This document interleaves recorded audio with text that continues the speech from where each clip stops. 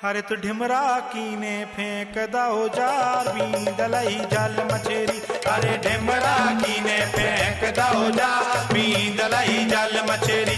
अरे मोड़ा मोड़ी के खुल गए भाग बींदलई जल मछेरी। मोड़ा मोड़ी के खुल गए भाग बींदलई जल मछेरी। अरे ढिमरा कीने फेंक दो जार बींदलई जल मछेरी। अरे भैया लौटन न पाए बाजार से, ए भैया लौटन न पाए बाजार से, काय भौजी खा गई मछरिया बघार के। काय भौजी खा गई मछरिया बघार के। काय भौजी खा गई मछरिया बघार के। गई गई रे नर्मदा तीर मोड़ी ढीमर की। गई गई रे नर्मदा तीर मोड़ी ढीमर की। गई गई रे नर्मदा तीर मोड़ी ढीमर की। मेरे है उमदा लाल खगरिया, मेरे है उमदा लाल खगरिया। ओढ़े सुआ पंखी ची मोड़ी ढीमर की। गई गई रे नर्मदा तीर मोड़ी ढीमर की। गई गई रे नर्मदा तीर मोड़ी ढीमर की।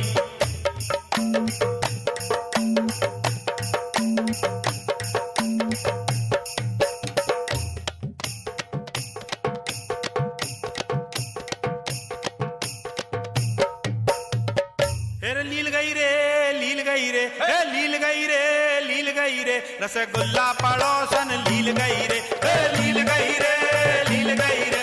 लील गई रे लील गई रे। रसगुल्ला पड़ोसन लील गई रे। अरे लील गई रे आहा लील गई रे। ओहो लील गई रे आहा लील गई रे। ओहो लील गई रे। रसगुल्ला पड़ोसन लील गई रे।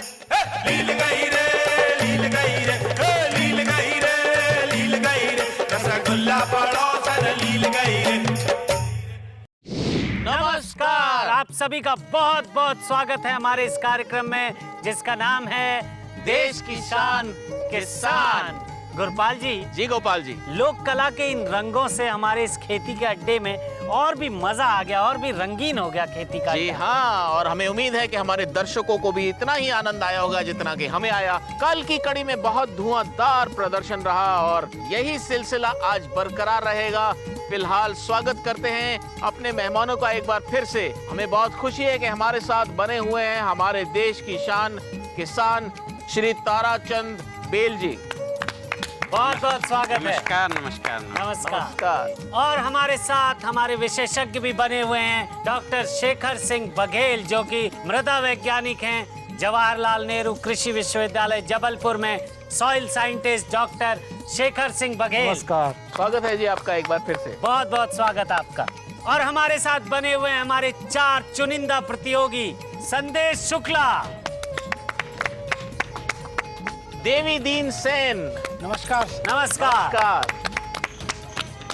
हमारे तीसरे प्रतियोगी दिलीप माफीदार जी, बहुत बहुत स्वागत है आपका भी। नमस्कार। और हमारे साथ बने हुए हैं संदीप कुमार ब्योहार जी। संदीप जी बहुत बहुत स्वागत।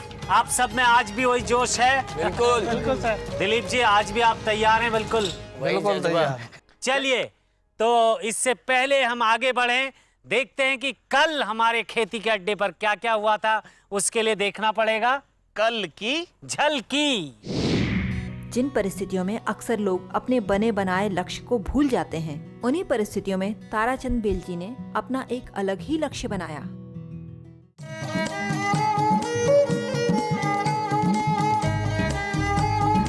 डॉक्टर शेखर सिंह बघेल,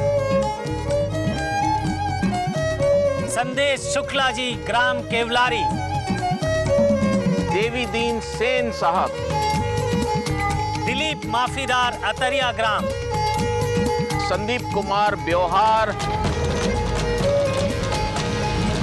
तो आपका समय शुरू होता है। दिलीप माफीदार जी प्रथम आ रहे हैं। दिलीप जी के लिए तालियां। तो ये हुआ आपका समय शुरू।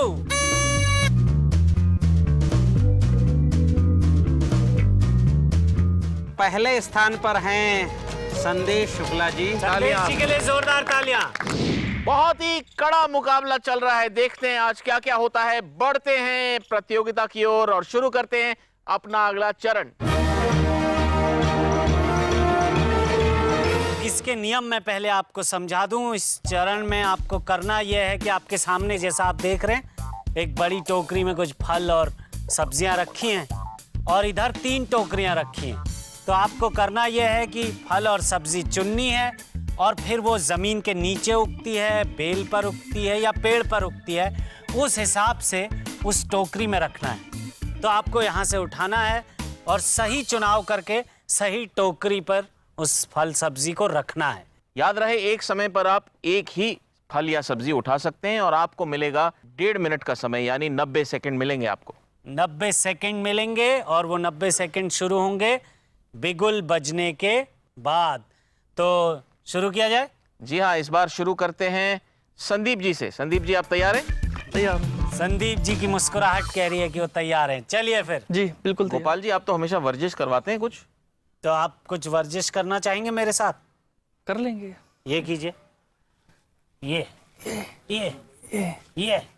इसके साथ कीजिए, यो यो। यो। देखिए, ये है नई जनरेशन का डांस, डांस का डांस, वर्जिश की वर्जिश। अब आप तैयार हैं? चलिए, तो ये हुआ आपका समय शुरू। दौड़िए। देखिए, मैं बताता हूं दर्शकों को क्या ला रहे हैं। पहले लौकी लाए हैं और ये इन्होंने बेल वाली टोकरी में डाली है।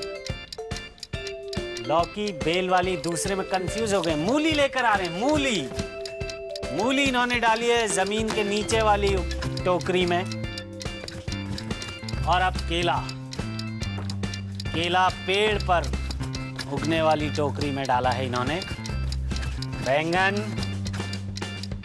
बैंगन बेल वाली, बैंगन बेल वाली टोकरी में डाला है। गड़बड़ हो गया। चलिए, ये इन्होंने वाटरमेलन यानी कि खरबूजा डाला है पेड़ वाली में, और अनार भी पेड़ वाली टोकरी में डाला है। फूल गोभी, कंफ्यूजन है, पेड़ वाली पे डाला है फूल गोभी को इन्होंने। अब संतरा लेकर आए हैं, संतरा पेड़ वाली पे डाला है। फिर से पेड़ वाली काफी सब्जियां ले आए हैं। और अब तरबूजा लेकर आए हैं बेल वाली में। लगभग 15 सेकंड और है आपके पास। बेल वाली टोकरी में तरबूजा। और अब लाए हैं लाल भाजी, लाल भाजी भी बेल वाली में डाला है। 5 सेकंड बचे हैं आपके पास। 5, 4, 3, 2, 1। पेड़ वाली पे भिंडी को डाला है इन्होंने। तो संदीप जी का समय पूरा हो गया है। चलिए, अब बुलाते हैं अपने अगले प्रतियोगी को, दिलीप जी। दिलीप जी, आप तैयार हैं? तैयार। जोर से बोलिए, आप तो तैयार उत्साह में रहते हैं हमेशा। एकदम तैयार है। एकदम तैयार हैं। तैयार। क्या बात है, थोड़ा ऐसे कर लीजिए। हा हा हा, ये बात, अब आप तैयार हैं। चलिए, इसी तरह रहिए, मैं बिगुल बजाऊंगा, शुरू कर दीजिए। चलिए, और करते रहिए। तो ये हुआ आपका समय शुरू। लौकी लाए हैं और इन्होंने बेल वाली में लौकी को डाला है, बेल वाली टोकरी में लौकी। उसके बाद पेड़ वाली पर नींबू, पेड़ वाली टोकरी में नींबू लाए हैं। पेड़ वाली टोकरी के लिए संतरा भी लाए हैं। अब अनार लेकर आए हैं, वो भी पेड़ वाली टोकरी में डाला है। काफी सुलझे हुए लग रहे हैं, कोई कंफ्यूजन अभी तक नहीं था, लेकिन अब कंफ्यूज दिख रहे हैं थोड़ा सा। मूली लेकर आए हैं, जमीन के नीचे वाली टोकरी में इन्होंने मूली डाली है। ये भी जमीन के नीचे बोल रहे हैं, शकरकंद इसको बोलते हैं। और माल्टा, ये भी पेड़ वाली में डाला है इन्होंने, माल्टा और संतरा दोनों को। अब लेकर आए हैं शिमला मिर्च, शिमला मिर्च भी पेड़ पर उगती है, ऐसा इनका कहना है। 1 मिनट पूरा हो चुका है। ये तो विशेषज्ञ बताएंगे। बैंगन लेकर आए हैं, पेड़ पर उगने वाली सब्जी बैंगन इन्होंने कहा है। कंफ्यूजन है। अब इसको शेजवान क्या बोलते हैं इसको? हाँ, सहीजन की फली लेकर आए हैं, पेड़ वाली। और अनानास भी इन्होंने पेड़ वाली टोकरी। 5 सेकंड बचे हैं आपके पास। 5, 4, 3, 2, 1। समय समाप्त। रुक जाइए, क्या बात है। गोपाल जी, जी गुरपाल जी, ये वाली चिड़िया क्या कर रही है? ये अपना खाना लेके जा रही है। अरे मुझे लगता है इनको ब्रेक की जरूरत होगी। चलो चींटियों के वास्ते एक ब्रेक ले लेते हैं। क्या कहना है आपका? जी जी, लेते हैं एक छोटा सा ब्रेक। क्यों लेना है? हाँ कह रही है।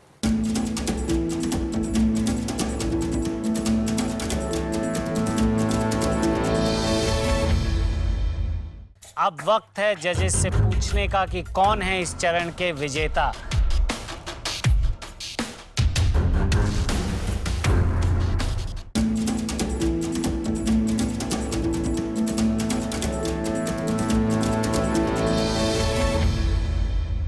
नमस्कार, एक बार फिर से स्वागत है आप सबका हमारे इस कार्यक्रम में जिसका नाम है देश की शान किसान। चलिए अब बुलाते हैं अपने अगले प्रतियोगी को, देवी दीन जी। देवी दीन जी आधे तैयार पहले से ही बैठे थे। बिल्कुल सर, अब पूरे हो गए। पूरे हो गए अब। क्या बात है। तो आप भी थोड़ा करेंगे ऐसे, ये कीजिए। वर्जिश है या डांस है ये? ये तो राई ड्रामा डांस हो रहा पता है है सर। आपको मध्य प्रदेश का? वैसे हम तो सर ऐसे करते हैं। क्या बात है। ये आप तो मुझसे भी 2 अंगुल आगे निकले। जी हाँ, पूरी तरह से तैयार हैं। जी, तो आपका बिगुल बज रहा है अब। भागिए भागिए। पहले लाए हैं अनानास, पेड़ पर उगने वाली चीज इन्होंने बताया अनानास को। दूसरा लाए हैं माल्टा, मौसम्बी जिसको कहते हैं, वो भी पेड़ पर उगने वाली चीज ये कह रहे हैं। बैंगन, बैंगन भी पेड़ पर उगने वाली टोकरी में डाला है इन्होंने। अब लाए हैं लौकी, लौकी इन्होंने बेल वाली टोकरी में डाली है। अनार, अनार भी पेड़ पर उगने वाला फल ये बता रहे हैं। इसके बाद लाए हैं मूली, मूली जमीन के नीचे वाली टोकरी पे डाली है इन्होंने। और शकरकंद भी लाए हैं साथ में। और केला, केला पेड़ पर उगने वाली चीज बता रहे हैं ये। सेब लेकर आए हैं, सेब तो पेड़ पर उगते हैं शायद। सेब की बेल तो नहीं होती गई। शिमला मिर्च भी इन्होंने पेड़ वाली टोकरी में डाला है। अदरक ला रहे हैं, अदरक जमीन के नीचे वाली टोकरी में बहुत फुर्ती दिखा रहे हैं, क्या बात है। और ये इन्होंने आलू जमीन के नीचे वाली टोकरी में डाला है। अब लेकर आ रहे हैं प्याज, प्याज भी जमीन के नीचे वाली टोकरी में डाला है। बहुत अच्छा प्रदर्शन रहा है। टमाटर लेकर आए हैं। 5 सेकंड बचे आपके पास। टमाटर 5, पेड़ 4, वाली में डाला है। 3, 2, 1। समय समाप्त। बहुत तेजी से दौड़े। काफी फुर्ती दिखाई। देवी दीन जी के लिए जोरदार तालियां। चलिए आगे बढ़ते हैं और बुलाते हैं अपने अगले प्रतियोगी को। संदेश जी तैयार हो जाइए, चश्मा वश्मा पहन लीजिए। एकदम तैयार हैं? बिल्कुल। मैं आपको कुछ वो करवाऊं? उसकी जरूरत नहीं, फिट हूँ। फिट तो हैं आप, थोड़ा सा हिट होना है। हिट होना है। फिट तो आप हैं, हिट होना है। ठीक। तो मेरी जरूरत है आपको। थोड़ा अरे, ऐसे ऐसे कीजिए, ऐसे ऐसे ऐसे कीजिए। ऐसे करे। ये बात। और ये नहीं नहीं, सिर्फ ये। हाँ। अब ये म्यूजिक ऐसे भी बजा मजा- लीजिए थोड़ा। झिंक मजा नहीं आती। मजा नहीं आती। चलिए, हमें तो बहुत मजा आई। और अब शुरू करते हैं आपकी प्रतियोगिता। आपका समय शुरू होता है अब। लौकी बेल वाली, क्या बात है, लौकी सब पहले नंबर पर ला रहे। अनार लेकर आए हैं, पेड़ वाली टोकरी में डाला है अनार को। सेब लेकर आए हैं, पेड़ वाली टोकरी पे डाला है। इतना तो मुझे भी पता है कि सेब पेड़ पे उगते हैं। संतरा, संतरा भी इन्होंने पेड़ वाली पे डाला है। केला, काफी फलों के प्रेमी लग रहे हैं मुझे ये। बैंगन लेकर आए हैं, पेड़ पर उगने वाली चीज है बैंगन। गुरपाल जी, जी गोपाल जी। बैंगन पेड़ पर उगता है ऐसा संदेश जी का कहना है। और शकरकंदी लेकर आए, जमीन के नीचे उगने वाली। टमाटर पेड़ पर उगने वाली चीज है, ऐसा ये कह रहे हैं। ये कुछ प्याज जमीन के नीचे उगने वाली चीज है, प्याज। उसके बाद मौसम्बी लेकर आए हैं, ये भी पेड़ पर उगने वाली चीज है। दौड़िए दौड़िए। शिमला मिर्च। 20 सेकंड और हैं आपके पास।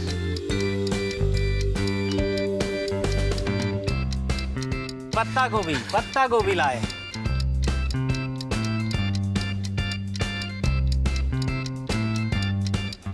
और ये अदरक जमीन के नीचे। 5 सेकंड बचे आपके पास। 5 4 3 2 1 बापू बजा दीजिए। समय समाप्त। काफी सारी चीजें हैं इस बार भी। चारों प्रतियोगी अपना प्रदर्शन दिखा चुके हैं। अब वक्त है जजेस से पूछने का कि कौन है इस चरण के विजेता।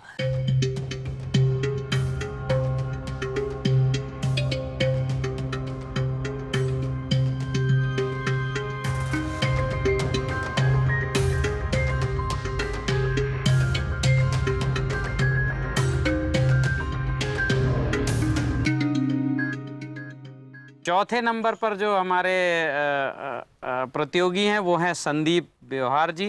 संदीप जी इन्होंने के लिए तालियां। 11 फसलें उठाई थी। 11/8। इसके बाद जो हमारे प्रतियोगी हैं दिलीप जी, उन्होंने काफ़ी अच्छा प्रदर्शन किया और उस वक्त तो हमें लग रहा था कि शायद यही प्रतियोगिता में प्रथम आएंगे, लेकिन उन्होंने तीसरा स्थान प्राप्त किया है। तृतीय स्थान पर हैं 12 फसलें उठाने के बावजूद। इसका मतलब काफी कांटे की घमासान टक्कर हो रही है। चलिए दूसरे नंबर पर हैं संदेश शुक्ला जी। इन्होंने 14 फसलें उठाई। संदेश 14 की 14 सही थी। इस चरण के अगर हम विजेता की बात करें तो उन्होंने काफ़ी अच्छा प्रदर्शन किया। 90 सेकंड के अंदर उन्होंने लगभग 15 फसलें उठाई और 15 फसलों को सही स्थान पे रखा। ये सबसे बड़ी बात है और उसके कारण देवी दीन जी इस चरण के प्रथम विजेता घोषित किए जाते हैं। क्या बात है। देवी दीन जी चरण के विजेता। तालियां। देवी दीन जी के लिए जोरदार तालियां।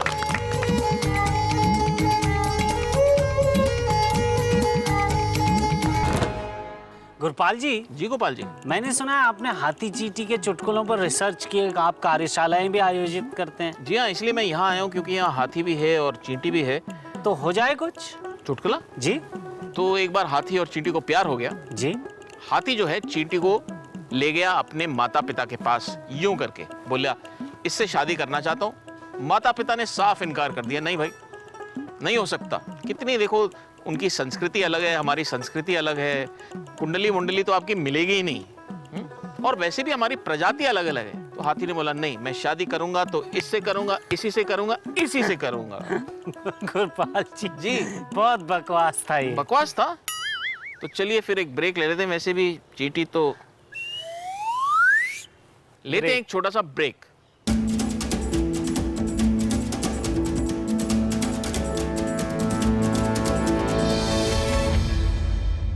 महलों की नगरी के शहर को कहा जाता है?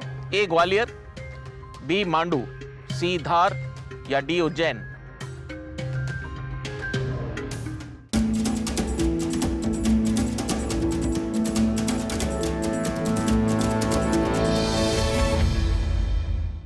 नमस्कार। एक बार फिर से जोरदार स्वागत है आप सबका हमारे इस कार्यक्रम में जिसका नाम है देश की शान किसान। हमारे दर्शकों को भी बहुत मजा आ रहा है, प्रतियोगियों को भी बहुत मजा आ रहा है, मुझे भी बहुत मजा आ रहा है। तो क्यों ना आगे बढ़ा जाए।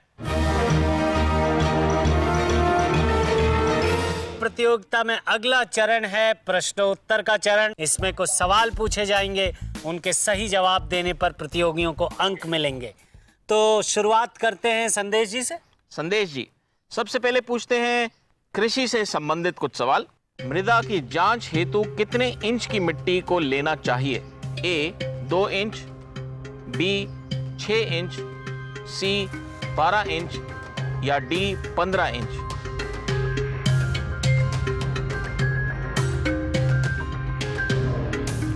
6 इंच की लेना चाहिए। आपने कहा बी 6 इंच। क्या ये सही जवाब है डॉक्टर साहब? बिल्कुल सही जवाब है। सही जवाब। जोरदार तालियां। संदेश जी को बिल्कुल कोई संदेह नहीं था इसमें। 6 इंच की मिट्टी खेत से 6 इंच नीचे की मिट्टी 6 इंच की साधारण खेतों की, और गन्ना और कुछ फसलें ऐसी उनकी 9 इंच की लेना पड़ता है। जी। कुछ विशेष फसलों के लिए जी। जिनकी जड़ ज़्यादा नीचे तक जाती है उसके लिए, लेकिन सारी खाद्यान्न फसलें और जितनी भी हमारी दलहनी तिलहनी फसलें हैं उनकी सारी फसलों की जो जड़ें हैं वो लगभग 6 इंच तक ही जाती हैं। इसलिए मृदा की जांच 6 इंच की ज़मीन की जो परत है ऊपर से लेकर नीचे 6 इंच, बस उतनी ही लेना चाहिए। मिट्टी की जांच से लेके ये 6 इंच से निकालना चाहिए और 9 इंच से निकालना चाहिए। तो अपन जनरली 6 इंच की बात करते हैं। तो निकालने से लेके निकालने की विधि, वो खेत के किस हिस्से की, ढालू खेत की किस हिस्से की लेके आए, क्योंकि माइक्रो न्यूट्रिएंट्स ऊपर से नीचे बह के आते हैं भूमि क्षरण के साथ, तो उसमें किस हिस्से की मिट्टी ली जाए। बहुत अच्छा सवाल पूछा है डॉक्टर साहब, आप जवाब देंगे? संदेश जी, मैं बिल्कुल आपका इस बात का बताता हूँ कि जो भी जहाँ भी चाहे ढलान हो, चाहे उबड़ खाबड़ जगह हो या खेत में किसी तरफ ढाल हो, आपको खेत की लगभग 8 से 10 जगह की मिट्टी लेनी है। और उस मिट्टी को लेने के लिए आपको ये करना है कि खेत में आप जिग जैग कुछ ऐसा घुमावदार अपना एक अंदाजा कर लें, और उसके बाद लगभग 10 से 12 जगहों का जो आप मिट्टी का सैंपल है वो लेना। तो उसके पहले सबसे पहले मिट्टी के ऊपर की जो लगभग आधा 1 इंच की ज़मीन है उसको साफ कर दें। उसके बाद 6 इंच की बी आकार का जो अपन गड्ढा होता है, ऐसा बी आकार का मिट्टी में 6 इंच का गड्ढा बना ले। बीच की जो पूरी मिट्टी उसको निकाल के बाहर फेंक दें और किसी प्लास्टिक के तसले में या किसी प्लास्टिक के उसमें आप मिट्टी का जो ऊपर से लेकर, जैसे ये बी आकार का अपन ने बनाया, तो ऊपर से लेकर नीचे तक का पूरा ये 6 इंच मिट्टी आप ऊपर से नीचे तक की परत 2 इंच की पूरी किनारे से निकाल के उसको इकट्ठा कर लीजिए और निकाल लीजिए। ऐसा आपको 10 से 12 गड्ढे जो आपने जगह स्थान जो आपने चयन किया है वो पूरे खेत के 10-12 जगहों की मिट्टी इकट्ठी कर लें। और लगभग ये मिट्टी जब आप इकट्ठी करेंगे तो लगभग 1.5 से 2 किलो होगी। उस मिट्टी को आपको ढेर बनाना है, अच्छी तरीके से उसको पहले बारीक कर लें थोड़ा सा, उसके बाद उसको 4 भाग करें। आमने सामने के 2 भाग को आपको फेंक देना है, जो 2 भाग बचते हैं उसको इकट्ठा करें, अच्छी तरीके से उसको फिर से मिक्स करें, फिर उसके 4 भाग बनाएं, फिर उसके दूसरे तरफ के आमने सामने की मिट्टी के भाग को अलग कर दें। इस प्रकार से आप 2-3 बार जब करेंगे तो आपकी जो 2 किलो मिट्टी है वो लगभग आखिर में आपकी आधा किलो या आधा किलो से कम ही बचेगी। उस मिट्टी को आप एक पॉलीथीन में भर देवें। पॉलीथीन में भरने के बाद उसको रबर बैंड से पैक कर दें। उसके बाद आप 2 कागज़ लें, एक में आप पूरा जो जानकारी है उसको कहते हैं आपकी जानकारी का प्रपत्र। उस जानकारी वाले जो पत्र में आप अपने पूरी खेत की जानकारी, आपका नाम, गांव का नाम, खेत का नाम, कौन सी फसल आपने लगाया था, कौन सी फसल लगाने वाले हैं, कौन कौन से खाद या उर्वरक आपने दिए, कौन सी दवाइयाँ इस्तेमाल करी, उसकी पूरी जानकारी आप उसमें देवें। और उसके बाद उसको रबर बैंड के साथ ही उस कागज़ को बांधकर उसको किसी जो कपड़े वाली थैली है उसके अंदर डाल देवें और उसको बांध देवें। और एक कागज़ जो है वो अपने पास घर पे संभाल कर रखें ताकि आपको जानकारी रहे कि मैंने कौन सा सैंपल भेजा था। उस सैंपल को जो आपकी तैयार कर लिया है उसको आपको लैब में पहुंचाना है। और लैब में पहुंचाने के बाद उसकी जब वहां पे मृदा की जांच हो जाएगी तो आपको मृदा स्वास्थ्य कार्ड मिलेगा, जिसमें आपकी सारे जितने भी पोषक तत्व हैं उसकी विभिन्न प्रकार की जानकारी आपको फसल के अनुसार दी जाएगी। और उसमें लिखा होगा कि कौन सी फसल के लिए आपको कितना उर्वरक कब डालना है, कितना डालना है, और कौन कौन सी कार्बनिक खादें हैं उनका भी आप इस्तेमाल कब कर सकते हैं। उससे आपको ये होगा कि जो अनावश्यक हम खादों का इस्तेमाल कर रहे हैं या उर्वरकों का इस्तेमाल कर रहे हैं उससे भी बचाव होगा, आर्थिक रूप से जो हम इससे पैसा खर्च करते हैं उससे बचाव होगा। और एक संतुलित खेती जो कहते हैं, संतुलित पोषक तत्व प्रबंधन खेतों में करना चाहिए, उसके दिशा में मृदा जांच के बाद हम उसका लाभ ले सकते हैं। एक बात का विशेष ध्यान रखें, जब भी हम मृदा की जांच कराने के लिए नमूने खेतों से लेते हैं तो मेड़ के किनारों का कभी भी मिट्टी का सैंपल नहीं लेना चाहिए। जो भी कहीं वृक्ष लगे हों या झाड़ लगे हों तो उनके नीचे का नहीं लेना चाहिए। कहीं से आपने पानी के लिए नालियाँ वगैरह बनाई हों वहाँ से नहीं लेना चाहिए। अगर आप सैंपल ले रहे हैं तो खेत से हमेशा 10 से 15 फीट अंदर से ही आपको सैंपल लेना है ताकि वो सैंपल में सही गुणवत्ता का आपका नमूना प्राप्त हो और सही जानकारी आपके खेत की फसल के लिए प्राप्त हो सके। बहुत ही बढ़िया, बहुत ही विस्तृत जानकारी डॉक्टर शेखर ने दी। मुझे लगता है कि हमारे बाकी कृषक दर्शक भी इसका लाभ उठाएंगे। बहुत बहुत धन्यवाद डॉक्टर साहब। चलिए अब अगला प्रश्न है देवी दीन जी के लिए। देवी दीन जी, खेती से संबंधित आपका प्रश्न ये है, जैविक खेती के लिए कौन कौन सी खादें उपयोग होती हैं? ए हरी खाद, बी गोबर की खाद, सी केंचुआ खाद या डी उपरोक्त सभी?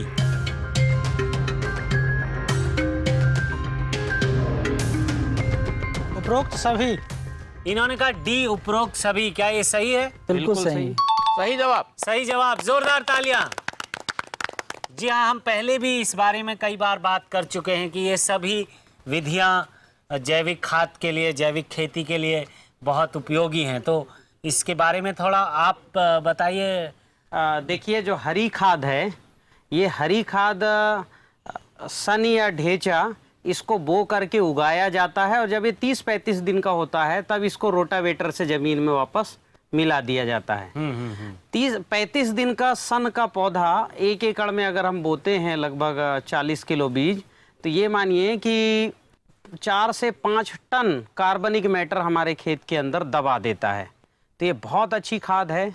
और वर्मी कंपोस्ट जो केचुआ खाद है वो भी उपयोगी है जी। इसके अलावा जो है गोबर की खाद और भी तो है। हाँ, गोबर के खाद का अच्छा उपयोग ईएम तकनीक से अच्छा उसका जो है खाद बना के उसका भी उपयोग तो किया एक जाता किसान को इन सभी चीजों का उपयोग करना है। चाहिए। हाँ, एक बात लेकिन किसान को ध्यान रखना है, जो परंपरागत तरीके में गोबर को एक गड्ढे में डाल करके और रखा जाता है फिर उसको खेत में डाला जाता है, ये इसने खेती के जीवन चक्र को बर्बाद किया है। कैसे कि परंपरागत तकनीक से जो गोबर रखा जाता है उसके अंदर चूंकि गर्मी होती है, तो गर्मी के कारण से उस गोबर में फफूंद और कई तरह के कीट और व्हाइट ग्रब जिसको सूंड इल्ला देसी भाषा में बोला जाता है, ये उसके अंदर भरपूर मात्रा में होते हैं। ये सब जो है खेती में कुचक्र, कीटों का चक्र जो है डेवलप करते हैं, ये नुकसान करते हैं। तो ये परंपरागत तरीके से रखा गया गोबर खाद नुकसानदायक है। इसको कृपया डिकम्पोज करे किसान। जब तक इसको डिकम्पोज नहीं कर सकता तब तक ये फायदेमंद नहीं है। तो ये हमारे देश में एक परंपरा सी बन गई है कि गोबर को घूरे में बना के और खेत में डाल देना, इससे बचना चाहिए, तभी लाभ मिलेगा।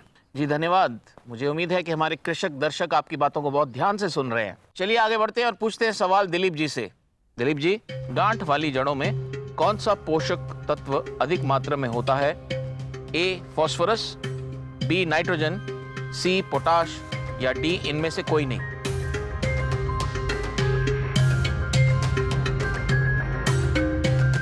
नाइट्रोजन। आपने कहा नाइट्रोजन, क्या ये सही जवाब है? बिल्कुल सही जवाब। सही जवाब।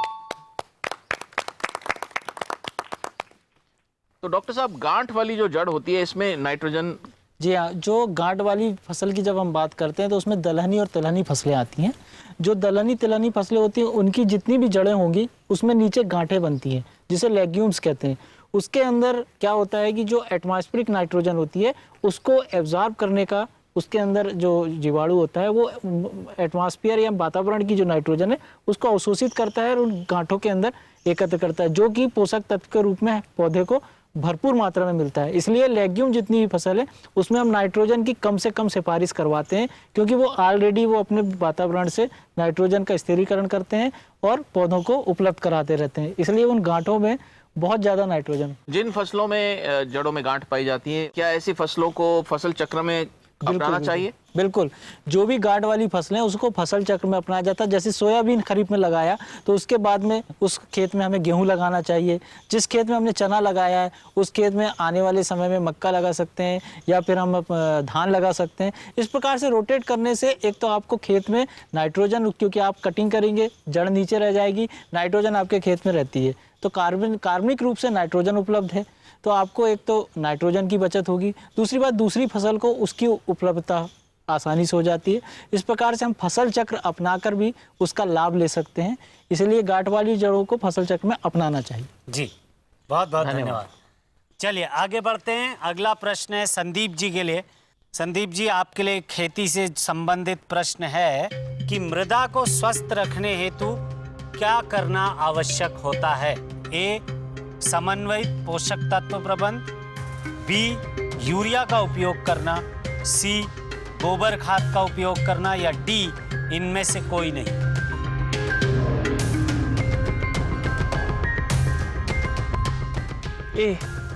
ए। डॉक्टर साहब, इन्होंने कहा ए, समन्वित पोषक तत्व प्रबंध।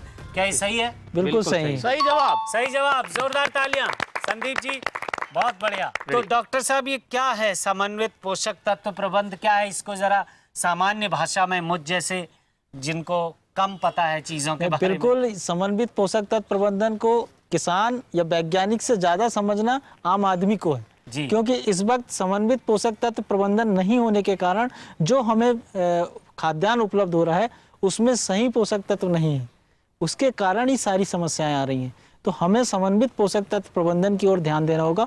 उसमें विशेष रूप से बात आती है कि आप कार्बनिक खाद हैं, जैव उर्वरक हैं, केचुआ की खाद है, गोबर की खाद है, इन सब का उपयोग करना है।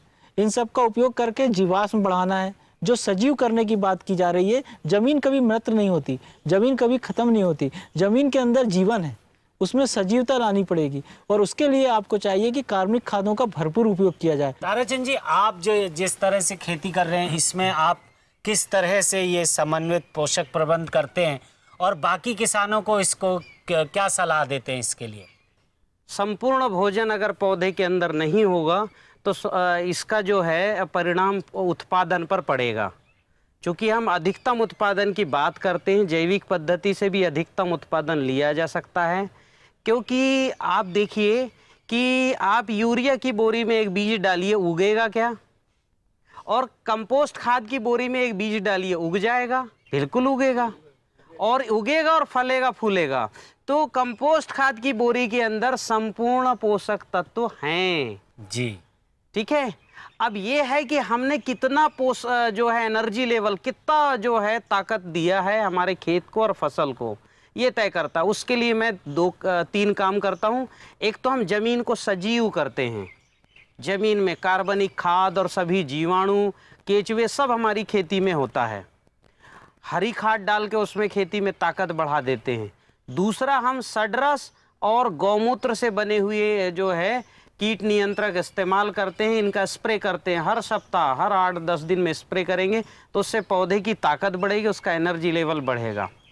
तो जब ये होगा तो इससे क्या है, समन्वित मतलब ये है कि अगर जैसे गौमूत्र और मट्ठा इसका बराबर उपयोग होगा तो किसी तरह कोई कीट भी नहीं आएंगे जी, ठीक है ना। और पोषक तत्वों की पूर्ति हो जाएगी, क्योंकि गौमूत्र में भी सभी तत्व होते हैं जी। तो जमीन से भी और गौमूत्र से भी देना, इससे जो है समन्वित जो पौधे को संपूर्ण पोषक तत्व मिल जाते हैं, कंप्लीट फूड, और उत्पादन अच्छा होता है। मैं इस तरीके से यूज़ करता हूँ। पंचगव्य का भी उपयोग करता हूँ। जी जी, चलिए, बाकी कृषक मित्र भी आपकी इस बात से लाभ उठाएंगे।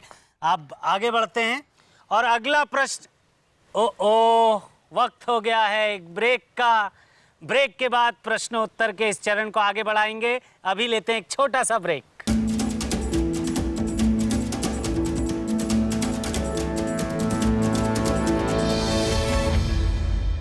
पूछते हैं अपने जजेस से, कौन रहे प्रश्नोत्तर चरण के विजेता?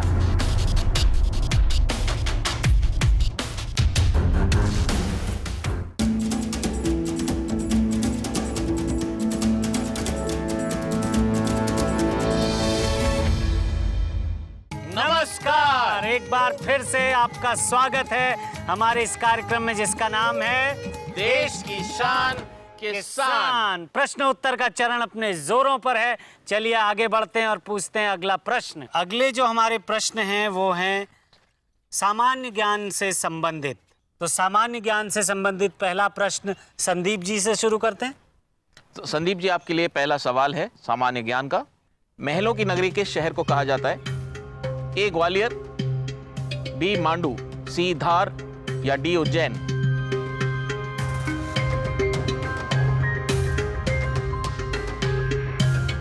ग्वालियर। आपने कहा ग्वालियर, ये गलत जवाब है। अफसोस, सही जवाब है मांडू। ये गलत जवाब हो गया संदीप जी। आप चलते हैं दिलीप जी की तरफ। दिलीप जी, आपके लिए सामान्य ज्ञान का प्रश्न है, मध्य प्रदेश में वन क्षेत्र कितने प्रतिशत है? ए 31%, बी 40%, सी 28% या डी 38%?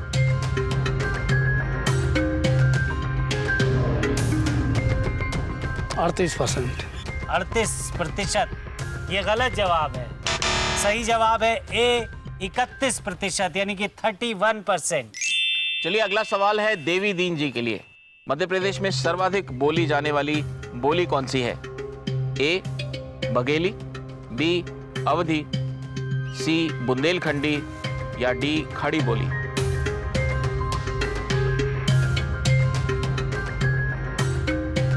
बुंदेलखंडी। बुंदेलखंडी आपने कहा, बिल्कुल सही जवाब है बुंदेलखंडी। जोरदार तालियां देवी जी के लिए, जोरदार तालियां। सही जवाब एकदम बुंदेलखंडी। चलिए अगला प्रश्न है संदेश जी के लिए। संदेश जी, मध्य प्रदेश का राजकीय पेड़ कौन सा है? एक तो राष्ट्रीय पेड़ होता है देश का, लेकिन मध्य प्रदेश का राजकीय पेड़ कौन सा? ए पीपल, बी नीम, सी बरगद या डी साल?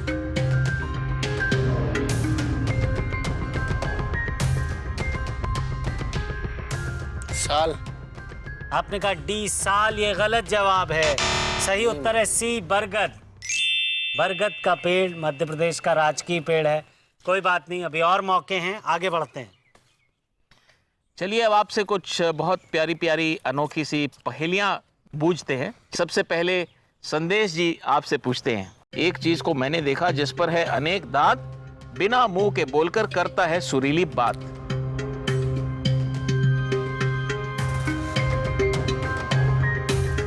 हारमोनियम। हारमोनियम एकदम सही जवाब है। क्या बात है, एकदम पहेली को यूं बूझ लिया आप। जी हाँ, एकदम अनेक दांत भी होते हैं और मुंह भी नहीं खोलता और सुरीली बात भी करता है, हारमोनियम। जी हाँ, बहुत सुंदर, बहुत सुंदर। चलिए देवी दीन जी, आपके लिए पहेली आ रही है, ध्यान से सुनिएगा। हम कहलाते 52 चोर, हमसे बढ़कर कोई ना और, चाहो तो हम दिल बहलाएं या फिर कंगाल कर जाएं।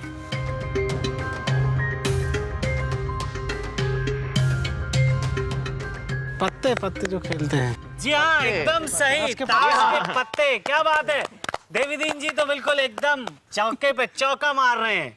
चलिए अगली पहेली है दिलीप जी के लिए। दिलीप जी, एक अजूबा ऐसा देखा, रातों को वो जगता था, पूंछ से कुछ पीता था, मुंह से आग उगलता था।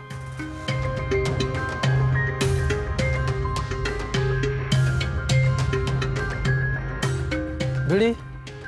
बीड़ी आपने कहा? बीड़ी गलत जवाब है। आप में से कोई कुछ किसी को और कोशिश करना सुनना? है? दीपक। दीपक। दीपक यानी दिया, बिल्कुल सही जवाब है। एक अजूबा ऐसा देखा, रातों को वो जगता था। देखिए रात को ही जगता है दीपक, या फिर जगाया जाता है। जी जी। चलिए काफी मजेदार रहा। अब अगली पहेली है संदीप जी के लिए। संदीप जी, गर्मी की ऋतु में मेरा उपयोग बहुत भारी, कुछ भिगाकर पीते हैं पानी और चटनी खाते हैं नर नारी।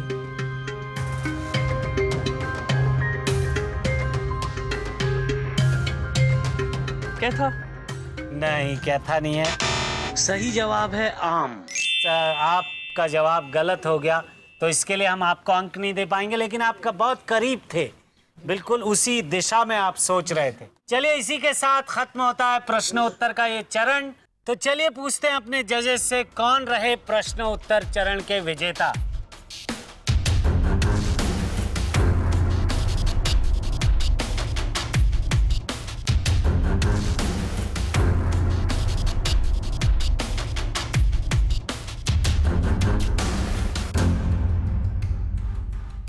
इस राउंड में हमारे जो 2 लोग हैं उन्होंने टाई किया है, जिसमें संदीप जी और दिलीप जी वो तृतीय स्थान पे हैं। संदीप जी और दिलीप जी दोनों संदीप जी, दिलीप जी तृतीय स्थान पर हैं। दोनों बराबरी पर हैं। दोनों बिल्कुल समान अंक लिए हैं दोनों ने। द्वितीय स्थान पर हैं संदेश शुक्ला जी।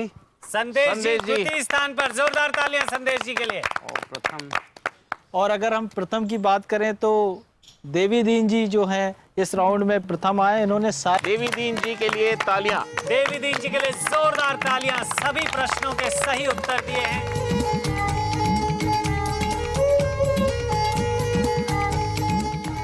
गोपाल जी। जी गुरपाल जी। आप तो हाथी चींटी वाले बहुत चुटकुले सुनाते हैं जी। तो देखिए यहाँ हाथी भी है, चींटियां भी हैं, तो एक हो जाए। जी हाँ जरूर। देखिए एक हाथी था जी और 4-5 चींटियां थी, जी। बस हो गया। लेते हैं एक छोटा सा ब्रेक। छोटा सा ब्रेक।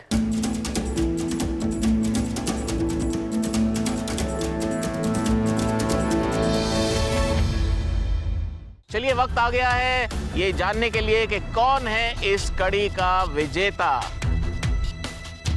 आप लोग भी अपने अपने स्थान पर खड़े हो जाएं।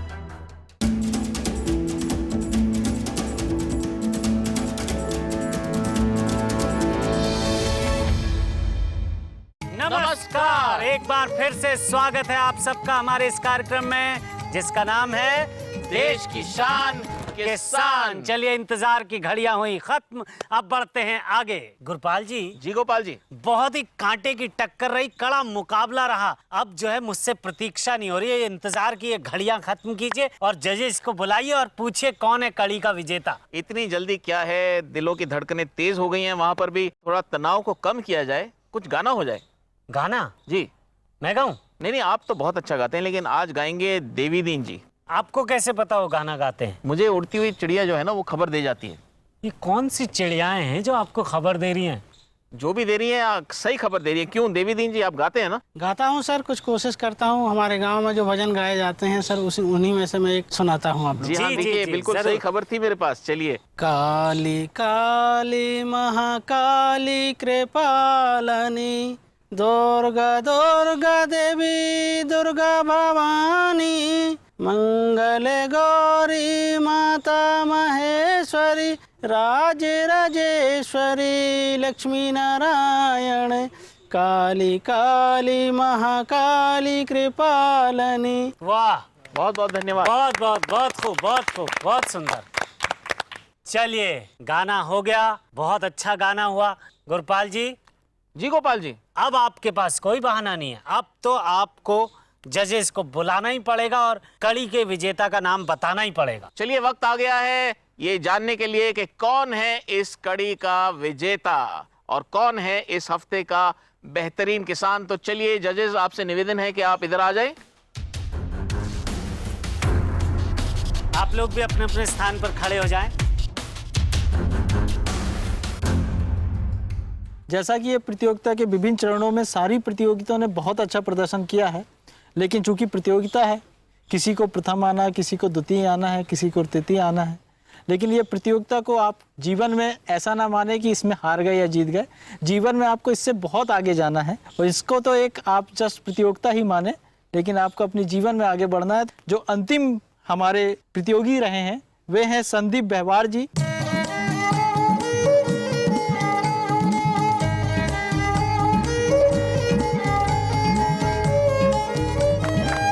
द्वितीय स्थान के लिए संयुक्त रूप से 2 प्रतियोगी दावेदार रखते हैं। एक साथ दो एक हैं। साथ, हाँ। दूसरे स्थान पर 2 प्रतियोगी हैं जिनके बीच समान अंक रहे हैं, जो बिल्कुल बराबरी पर हैं।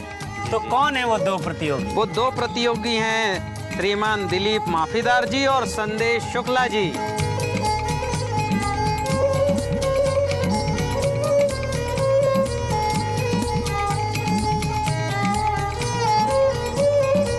संदेश जी आप भी आइए। संदेश जी आप भी आइए। आप दे संदेश जी दीजिए। भी द्वितीय संदेश स्थान जी, आप पर दे हैं। दीजिए।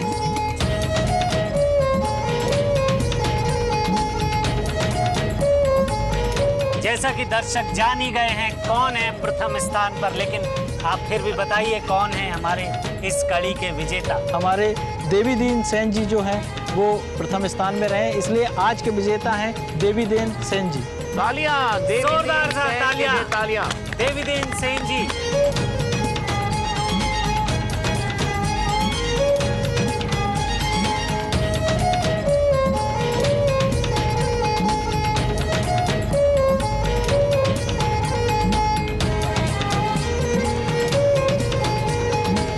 समय आ गया है इस कड़ी को यही समाप्त करने का। बहुत कुछ सीखने को मिला, बहुत मनोरंजक प्रतियोगिताएं हुई, बहुत ही कांटे की टक्कर रही। उम्मीद करते हैं आप हमारे साथ बने रहेंगे और देखते रहेंगे हमारा ये कार्यक्रम जिसका नाम है देश की शान किसान।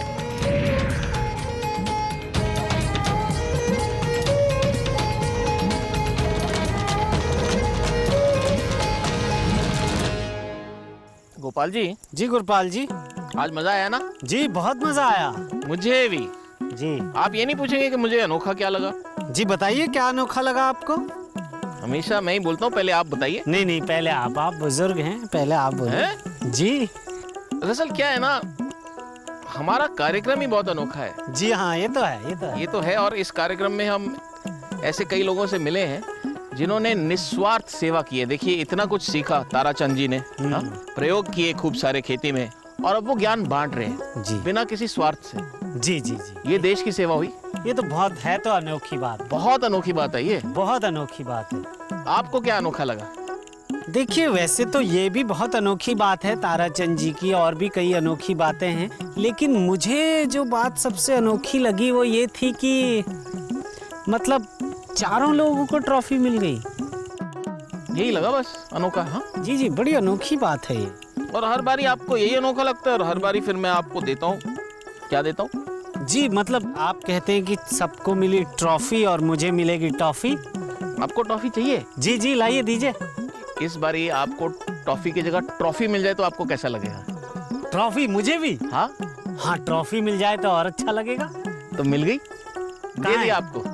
कहाँ? बैग में है, छुपा के रखी है मैंने। मेरे बैग में? आपके लिए बनवाई है ट्रॉफी। मेरे बैग में आपने ट्रॉफी मेरे लिए छिपाई है? ढूंढो। सबको मिली ट्रॉफी, आपको भी मिली ट्रॉफी। मुझे भी मिली ट्रॉफी। उस पे आपका नाम भी लिखा है। जी जी, गुरपाल जी।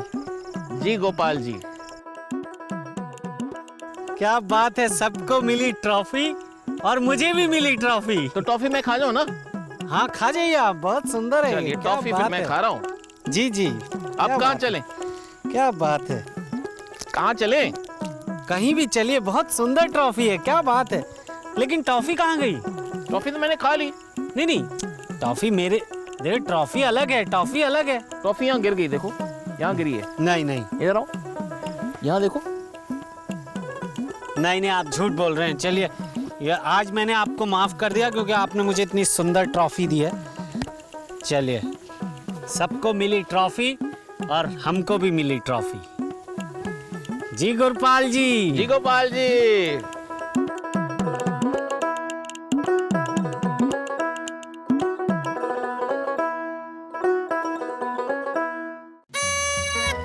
आपको करना यह है कि वो औषधि वहां से पहचाननी है, लाकर मुझे देनी है। उसके बाद उस औषधि का पौधा पहचानना है और उसका कोई हिस्सा, पत्ता या तना, वो छोटा सा काट कर हमें लाकर देना है। और इसके लिए आपको मिलेगा 2 मिनट का समय।